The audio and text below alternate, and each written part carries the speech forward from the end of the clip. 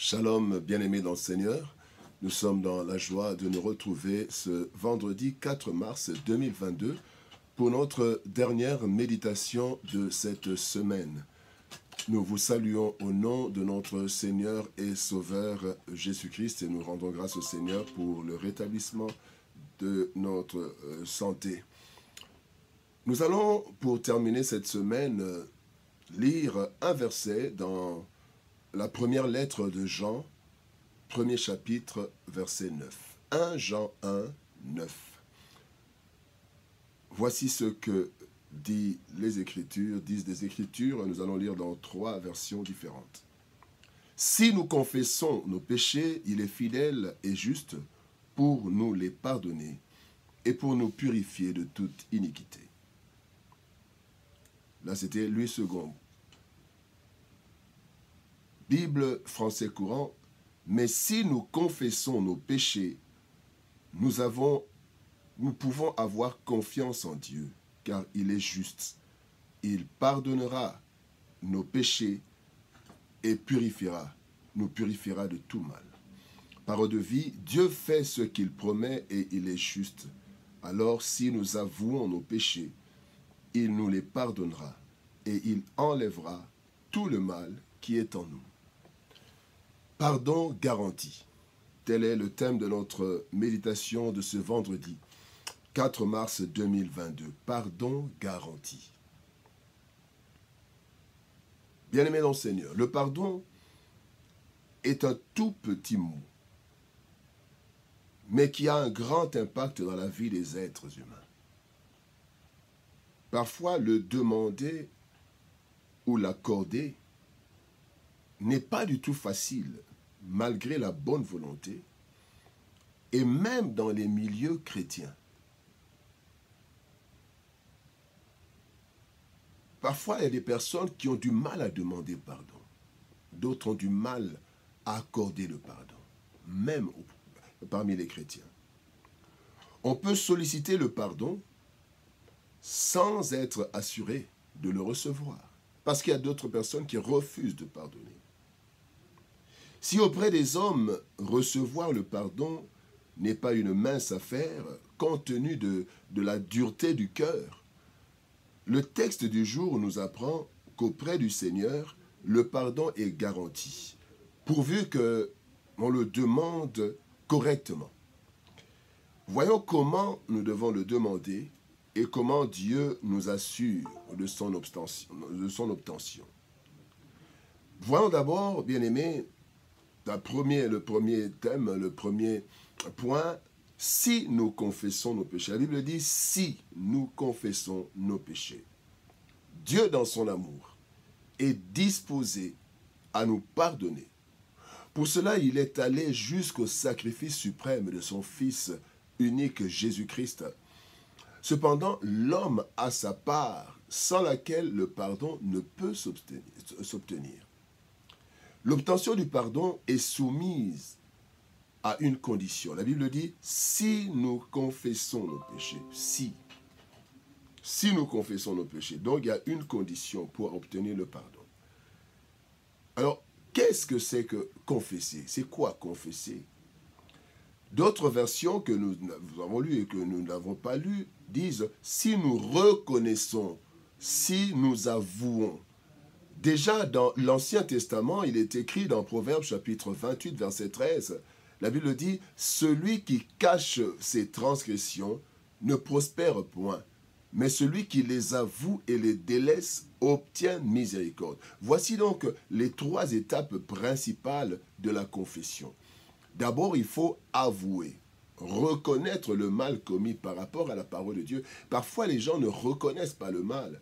Déjà au niveau du... Quelqu'un peut dire, voilà, ok, ça va, pardonne-moi, mais sans réellement reconnaître le mal. Or, la première étape dans la confession, c'est reconnaître le mal. Avouer. La deuxième étape, c'est de regretter ce mal. On ne doit pas seulement reconnaître, mais on doit regretter ce mal, reconnaître que c'est mauvais et regretter l'acte qu'on a posé. Et la troisième partie de la confession, c'est décider de délaisser ou de réparer. Et c'est là, bien-aimés, une confession. Donc j'avoue, je regrette et je prends la décision de délaisser. Il ne faut pas que je demande pardon maintenant avec la conviction que dans 2 minutes, je vais reprendre la même chose. Là, ce n'est pas un pardon qu'on a demandé. Bien-aimé, demander pardon n'est pas une formalité. Si nous pouvons faire semblant devant les hommes pour obtenir leur faveur, devant Dieu, bien-aimé, Dieu voit nos cœurs et nos intentions. Il ne pardonnera pas les péchés commis et ainsi nous serons sanctionnés. S'il voit que dans le cœur, nous avons juste fait une formalité. Non, la confession n'est pas une formalité. Nous avouons, nous regrettons et nous décidons intérieurement de délaisser ce que nous avons fait.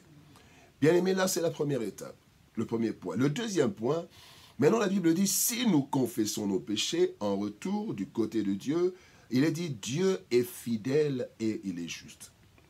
Bien aimé, l'être humain peut avoir du mal à nous pardonner. Pour 2 raisons principalement. D'abord, par dureté, certains par dureté de cœur, ou alors par incapacité de pardonner à cause du niveau de l'offense. L'offense a été tellement grand qu'il veut bien, mais il n'arrive pas, la personne n'arrive pas à pardonner. C'est quelque chose qui peut aussi arriver. Cependant, Dieu, lui, la Bible dit d'abord, il est fidèle.